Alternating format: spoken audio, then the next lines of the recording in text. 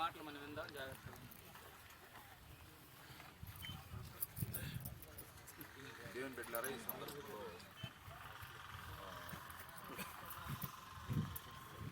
ఈ లోకంలో ప్రాణులు, జీవరాశులు, జీవచరాలు ఇవన్నీ కూడా ఎన్నో ఉన్నప్పటికీ ఏ దేశంలోకి వెళ్ళి చూసినా మానవుని యొక్క భౌతిక కాయాన్ని ఒక క్రమమైన రీతిలో ఒక గౌరవంగా కార్యక్రమాన్ని ఖననం చేయడం జరుగుతుంది. ఈ రోజున దేవుని బిడ్డలారా, ఎందుకు ఇలాగా సమాధి తీసి అందులో పెడుతున్నామంటే, మరణం అనేటువంటిది మానవ జీవితానికి అంతం కాదు. ఇది ఈ లోకంలో మనం జీవించవలసినటువంటి కాలం జీవించి ఈ జీవితాన్ని విడిచిపెట్టిన తర్వాత మరొక లోకంలో కోటాను కోట్ల సంవత్సరాలు అసలు మరణమే లేనటువంటి ఆ జీవితం మనకు ఉన్నది అని పరిశుద్ధ గ్రంథం మాత్రమే చెప్తుంది. ఎందుకంటే ఈ పరిశుద్ధ గ్రంథాన్ని ఈ లోకంలో మానవుల చేతికి అందించినటువంటి పరమదేవుడు పరమ జ్ఞాన సంపన్నుడు కనుక 3 లోకాల్లో కొద్దిసేపు మాట్లాడుకుంటూ ఉంటారా, పరమజ్ఞాని అనేటువంటి దేవుడు 3 లోకాల్లో ఉన్నటువంటి విషయాలన్నీ తెలిసిన దేవుడు మాట్లాడుతున్నటువంటి, అంతేకాదు చావునే చంపి తిరిగి లేచినటువంటి యేసయ్య తెలియచేయించినటువంటి మాట,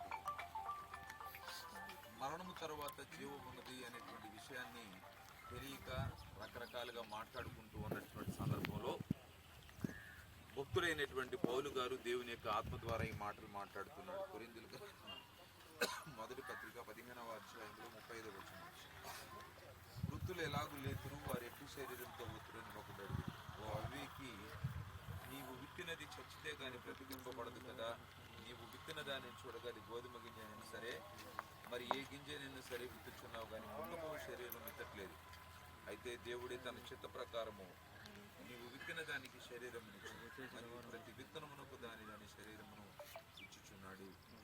దేవుని బిడ్డారా, ఈ లోకంలో మనం వ్యవసాయాన్ని చేస్తున్నప్పుడు భూమిని దున్ని అందులో విత్తనాలు విత్తుతాం.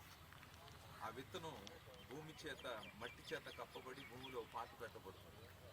కొద్ది రోజుల తర్వాత విత్తనం చిన్నదే కానీ అది దాని మీద ఉన్నటువంటి ఆ మట్టిని మొత్తాన్ని పగల తీసుకొని అందులో ఉన్నటువంటి ఓ మొలక పైకి వస్తుంది. అలాగనే ఇక్కడ మరొక మాట కూడా చెప్తున్నటువంటి మాట ఏంటంటే, ప్రకృతి సంబంధమైన శరీరము ఉన్నది, ఆత్మ సంబంధమైన శరీరం ఉన్నది. అంటే ఈ రోజున ప్రియ తల్లి గారి యొక్క దేహం మనకు కనపడుతుంది, మనకి కనపడుతున్న దేహం. ఈరోజు మనందరం కూడా ఇలాగ సజీవంగా ఉన్నాం, మనందరం కూడా దేహాలు ఉన్నాయి. ఈ దేహములో మనం ఉన్నాం అంటే ప్రతి మానవుడికి భౌతికమైన దేహం మనకు ఉంది, కనపడే దేహం ఉంది, కనపడని దేహం కూడా ఉంది, దాని ఆత్మ అంటాం. కనుక మనిషి యొక్క జీవితం అనేటువంటిది, మనిషి అంటే శరీరము, ప్రాణము, ఆత్మ కలిగినటువంటి వాడు. గత రాత్రి 11:30-12 గంటల ప్రాంతంలో ప్రియ తల్లి ఈ లోకంలో తన యాత్ర ముగించింది. అంటే అంతవరకు ఈ శరీరానికి ఆత్మకి మధ్యలో ఊపిరి అనేటువంటిది అనుసంధానం చేస్తూ, ఆ ఊపిరి అనేటువంటిది ఉన్నంత కాలం మనం మన దేహంలో మరొక ఆత్మ అనగా నిన్నటి వరకు మాట్లాడుతూ ప్రేమిస్తూ అభిమానిస్తున్నటువంటి ఆ తల్లి ఆ దేహంలో నుంచి వెళ్ళిపోయింది. అందుకని ఒక భక్తుడు అంటాడు, ఈ దేహం, ఈ భూమి మీద ఉన్నటువంటి ఈ దేహము మనకు గుడారం, ఒక రోజున ఇది విడిచిపెట్టి వెళ్తాం. అలాగనే మనం ఒక పావును చూసినట్లయితే ఒక పాము కుసం విడుస్తుంది, అంటే ఆ కుసాన్ని విడిచిపెట్టి పాము వెళ్ళిపోతుంది. అలా వెళ్ళిపోయినప్పుడు పాము ఏ రూపంలోనే ఉంటుందో కుసం కూడా అదే రూపంలో ఉంటుంది. కుసాన్ని చూసినటువంటి మనలో ఎవరం కూడా పాము చచ్చిపోయింది అన్న, ఆ కుసంలో ఉన్నటువంటి ఆ పాము దాన్ని విడిచిపెట్టి ఇంకో దగ్గరికి వెళ్ళింది అని. అంటే అలాగనే ఈ కుసం అనేటువంటి శరీరాన్ని విడిచిపెట్టిన తర్వాత ఆత్మ సంబంధమైనటువంటి దేహం కూడా మనకు ఉంది. కనుక ఆత్మ సంబంధమైన దేహం నిన్న దినాన తల్లి తనకు ఏర్పాటు చేయనటువంటి స్థలానికి వెళ్ళిపోయింది. తల్లి బాప్తిసం పొందకపోయినప్పటికీ ఒక దైవజనుడికి నేను చెప్తున్నటువంటి ఏంటంటే, ఆ తల్లి గారు దేవునిని ఎరిగి ఉంది, నాకు తెలీదు, కృపానందం గారు చెప్తున్నారు, యేసుపాదం గారు చెప్తున్నారు, నేను అనుకున్నాను.